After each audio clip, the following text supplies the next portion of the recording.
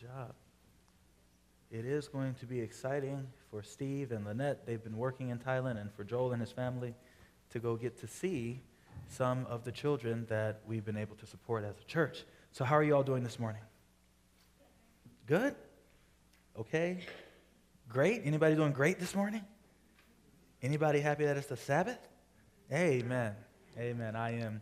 So I want to talk to you this morning about a man that I was reading a little bit about this week. His name was Fredrick Douglass. Who has ever heard that name? Fredrick Douglass. Okay, a couple of us have heard that name.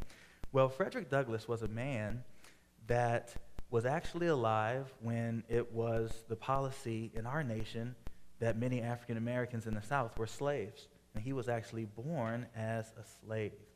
Now, do you think that you'd want that, to be born as a slave where you have to work for somebody else and you don't really get paid and you're not treated very well? No, and that would be a very, very hard existence.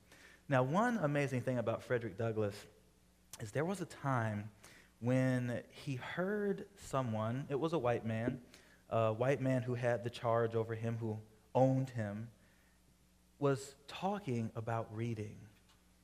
And he was talking about all the different reasons why they did not want to teach slaves how to read.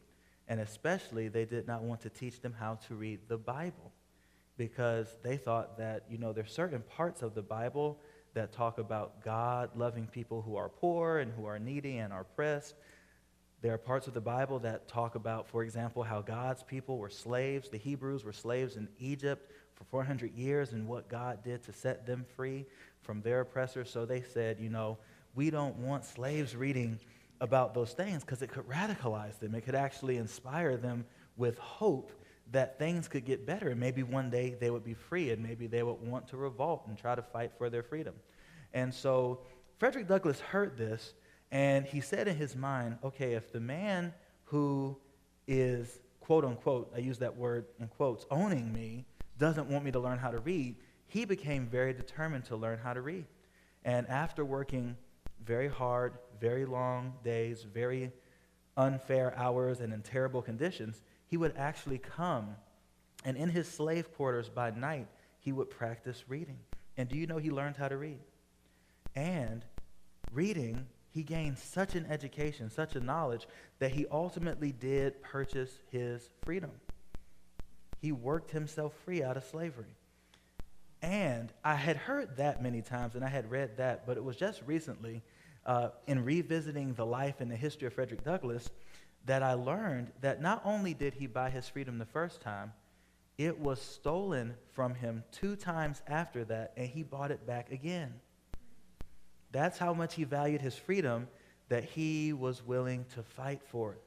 He was willing to do whatever it took so that he did not have to be a slave, because I believe God put that spark in his heart, that he knew he was created by God in the image of God, and that he was supposed to be free. He wasn't supposed to be a captive to anyone. And I just want to encourage my young friends today that if something is worth having, then it's worth fighting for. And that reminds me of a Bible text that I think can encourage us all and tells us, well, what is the one thing that is always worth fighting for? This is 1 Timothy chapter 6, verse 12. And Paul was encouraging Timothy. 1 Timothy 6, verse 12, Paul says, fight the good fight of faith. Many fights we can get into in this life that are not worth it. Many controversies that we should stay far away from. But one thing that's always good to fight for is your faith in Jesus Christ. It is certainly worth having a strong relationship with God.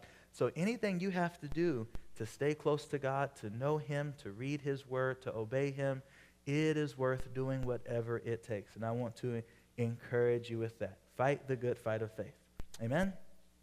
Amen. Thank you. You may return to your seats.